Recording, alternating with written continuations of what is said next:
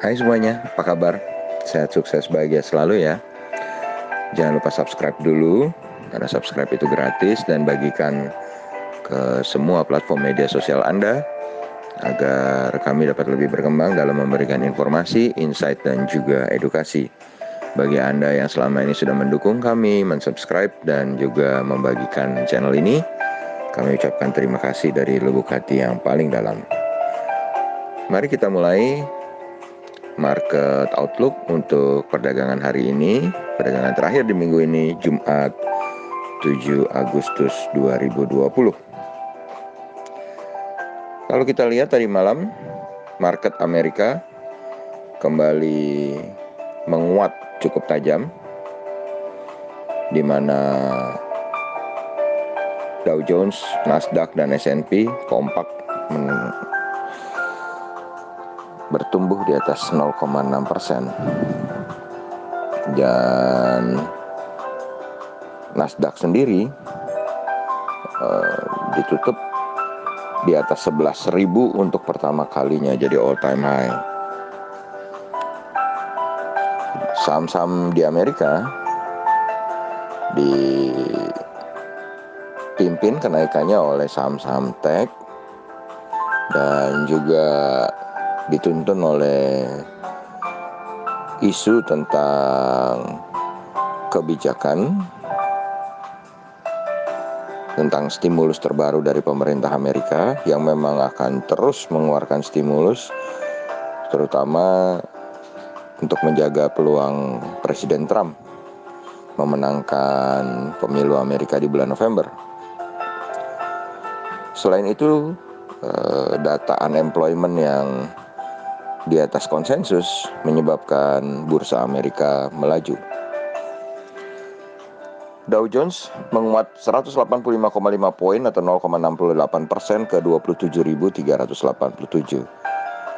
Nasdaq menguat 109,7 atau 1% ke 11.108, dan S&P 500 menguat 21,4 poin atau 0,64% ke 3.349. Sebaliknya, market Eropa tadi malam ditutup negatif semua. FTSE London melemah 1,27% atau 77,8 poin ke 6.027. Sedangkan DAX Frankfurt melemah 68,6 poin atau 0,54% ke 12.592. CAC Prancis melemah 48,2 poin atau 0,98% ke 4.885. Kemudian kalau kita lihat dari TLKM NYSE atau Telkom yang diperdagangkan di Amerika mengalami pelemahan 0,05% atau 0,01 poin ke 2.977.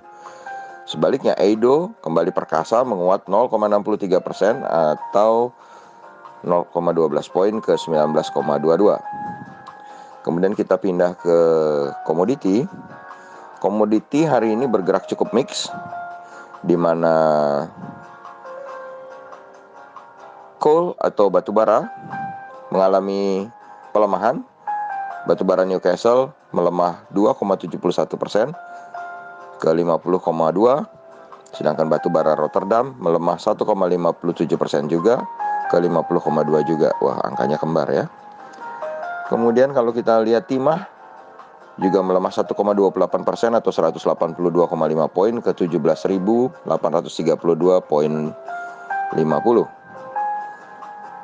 Kemudian WTI oil atau minyak juga melemah 0,57% ke 41,95.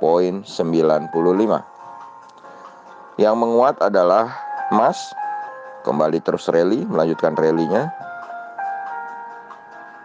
menguat 16,40 poin atau 0,8% ke 2069,40. CPO menguat 51 poin atau 1,88% ke 2.736, dan nikel menguat 1,28% atau 182,5 poin ke 14.450. Jadi dari segi komoditi, maka saham-saham gold, saham-saham nikel, dan saham-saham CPO yang bisa diperhatikan untuk daily trading. Kemudian berita lain yang perlu diperhatikan adalah dengan terjadinya suspensi terhadap dua saham farmasi, yaitu Indofarma dan Kimia Farma atau INAF dan KF, yang membuat kedua saham itu tidak bisa diperdagangkan hari ini karena kenaikannya yang terlalu tinggi atau kenaikan yang dianggap kurang wajar. Lalu kita pindah ke market regional Asia, di mana market regional Asia saat ini indeks Nikkei 225 Tokyo Jepang sudah dibuka melemah 0,19% ke 22.375,449. Sedangkan Dow Jones Future melemah 0,03% di 27.276 dengan DXY atau dolar indeks menguat 0,01% ke 92.800. Kita berharap dengan DXY yang rendah ini di bawah 93 terus, rupiah akan terus kembali perkasa sehingga pasar modal Indonesia juga terus menguat. Lalu bagaimana prediksi kami tentang indeks harga saham gabungan hari ini? Kami memprediksi 50-60% IHSG akan berada di dalam teritori merah tipis. Kenapa demikian? Karena IHSG sudah 3 hari berturut-turut naik cukup tajam, sehingga ada kemungkinan terjadi koreksi ataupun sell off, karena hari ini adalah hari Jumat yang biasa dipanggil sebagai hari sell sedunia, atau harinya orang membuang posisi atau membuang barang karena tidak ingin pegang barang di hari libur Sabtu atau Minggu, terutama bagi yang menggunakan margin. Jadi untuk hari ini tetap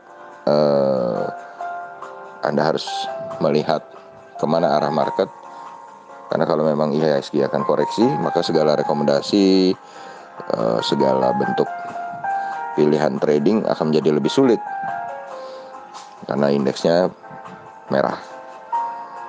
Tapi apapun itu ya, merah hanya temporary, hanya sementara, karena IHSG masih jauh tertinggal katakanlah dari indeks Amerika ya, yang sudah nyaris recovery. Bahkan Nasdaq sudah all time high, sedangkan IHSG untuk mencapai all time high aja masih jauh sekali. Jadi masih banyak space sebenarnya untuk jangka medium dan jangka panjang di IHSG. So, tetap sehat, tetap semangat. Mari belajar terus menganalisa, membuat trading plan untuk mencapai profit maksimal di pasar modal Indonesia. Dan of course jangan lupa bahagia.